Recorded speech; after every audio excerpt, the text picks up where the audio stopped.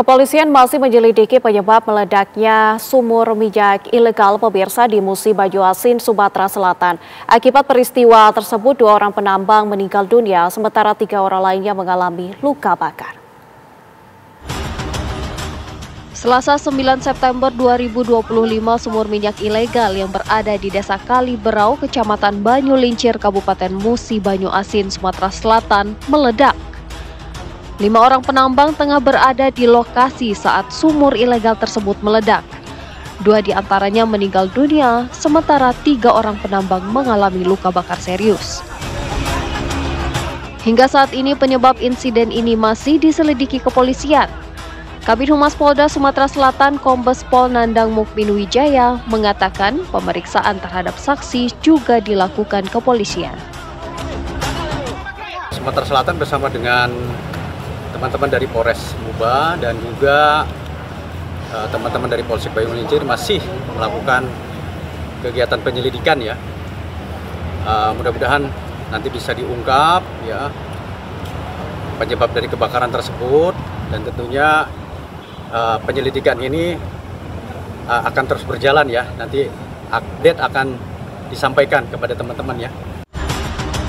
Lokasi kejadian saat ini telah disegel. Sementara 3 penambang yang mengalami luka bakar masih menjalani perawatan di rumah sakit setempat. Dari Palembang, Sumatera Selatan, Syamsul Rizal, TV One mengabarkan. Kabar selanjutnya untuk Anda pemirsa, Kejaksaan Agung mengungkapkan hasil tindak lanjut dari kasus dugaan korupsi pengadaan Chromebook yang melibatkan mantan Mendikbud Ristek Nadiem Makarim.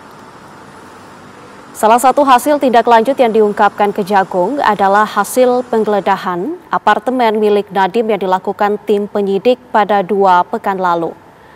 Dari hasil penggeledahan ini, tim penyidik menyita sejumlah dokumen.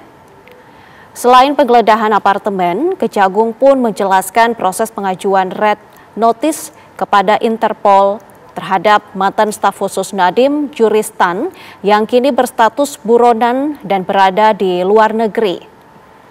Sebelumnya, Kejagung menetapkan Nadiem Makarim sebagai tersangka dugaan korupsi pengadaan laptop Chromebook pada 4 September lalu. Nadiem dijerat dengan pasal 2 ayat 1 atau pasal 3 Jungto pasal 18 Undang-Undang Nomor 31 Tahun 1999 tentang pemberantasan tindak pidana korupsi, Jungto pasal 55 ayat 1 ke 1 KUHP.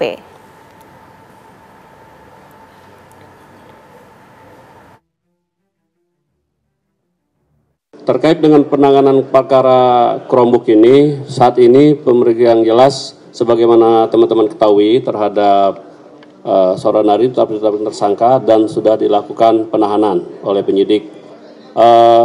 Sedangkan terhadap pihak-pihak yang terkait ini di beberapa baik perusahaan yang dianggap keterkaitan dan bagian dari penyedia sudah dilakukan juga beberapa pemeriksaan oleh penyidik dalam rangka untuk pembuktian terhadap yang bersangkutan.